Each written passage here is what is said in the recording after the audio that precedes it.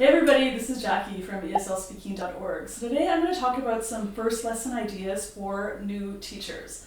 So if you're going to teach ESL or EFL somewhere and it's one of your very first days, you're walking into class, you're feeling super nervous and worried, here are some things you can do in that very first lesson to kind of get started off on the right foot. The first idea that I have is rules and/or the syllabus. So talking about some classroom rules is never a bad idea. So things like food or drinks, using cell phones in class, what time students should be there, should they bring a textbook, should they bring a pencil, having a name tag, all of that kind of stuff. So I think if you talk about that in the first class, it kind of sets the expectation that you're a serious teacher, you mean business, and there are some rules that students will have to follow in order for your class to go more smoothly.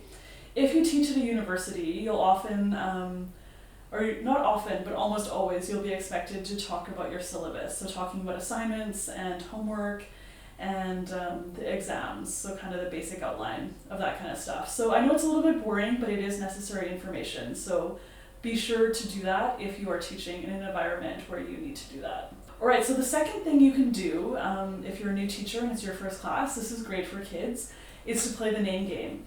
So I usually will get students to tell me their name and then something that they like. And then we go around in a circle. So I start first and I'll say, my name is Jackie and I like cats. The next person would say, her name is Jackie and she likes cats. And my name is Ted and I like ice cream. Then the next person goes, her name is Jackie and she likes cats and his name is Ted, he likes ice cream. And my name is blah, blah, blah. And then we go around in a circle. And usually I will be the last one to go, and it's a serious test of my memory, and but it is super helpful for remembering students' names and then kind of remembering like one fun fact about them. And if the students in the class don't know each other, it's also a great way for them to get to know each other's names and kind of just to learn one quick thing about them.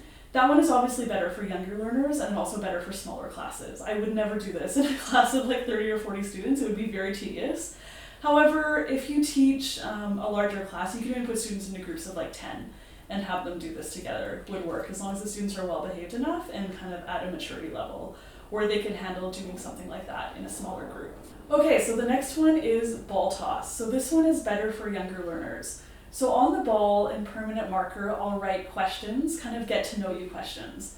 Like, how old are you? What's your favorite food? How many brothers or sisters do you have? And students take turns tossing the ball to each other, and then when they catch it, whatever question is under their right thumb is the one that they have to answer. So they can quickly look at it, read out the question, and then say their answer, and then toss the ball to somebody else who looks where their right thumb is, reads out the question, and then answers the question. So this is kind of a fun way. The novelty factor is high. Students love throwing a beach ball around the classroom. It's kind of fun, nobody gets hurt because the ball is very soft, and yeah, it's just kind of some entertainment and kind of some fun for the first day, and it's also quite helpful for students to get to know each other a little bit. All right, the next one, the expert. So this is more of an activity for higher level students. So I get students to write down 3 things that they are an expert in, that they think other students would be interested in. So for me, I always write down something like Survivor, my favorite TV show, and maybe I'll write like cooking Korean food, and then I'll write something like playing tennis. So those are kind of 3 of my hobbies that I like to do, kind of in a different variety. They're not all like TV shows or they're not all sports or something like that. And then, so students will do the same about things they know a lot about. And then I put students into pairs, and they have about 5 minutes, and they can have a conversation with each other about those topics. So I'll just get them to bring the piece of paper around with them, and if the conversation kind of has a lull in it, they can just quickly look at their partner's paper and then say, oh, you know a lot about Survivor, and then ask a question about Survivor. So after the 5 minutes is up, I get them to switch partners, and they do the same thing for another 5 minutes, and then I'll often get them to switch partners again, kind of depending on how much time I have. So this activity is great because students get to know usually like 2 or 3 other people in the class quite deeply. It's amazing if no students know each other in your class, because then at the end they kind of feel like they've made 2 or 3 new friends that they can come to the next class and see, and then to say hello, and they know their names and they know a little bit about that person. So number 5, you can play this game called Find Someone Who Bingo. So on a bingo sheet, you can write different things that some students in the class would answer yes to, but not all the students.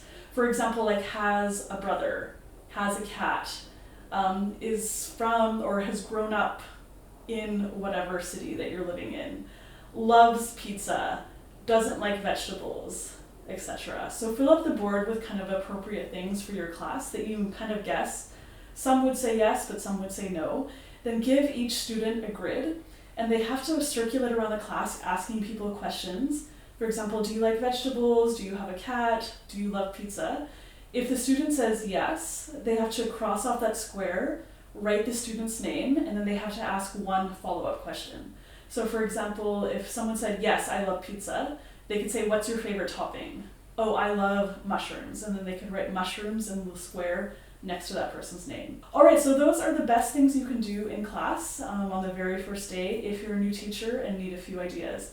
If you like this video, please hit like, subscribe. Also be sure to check out my book on Amazon, 39 ESL Icebreaker Activities. There's a whole bunch more ideas. All right, thanks for watching. Bye, everybody.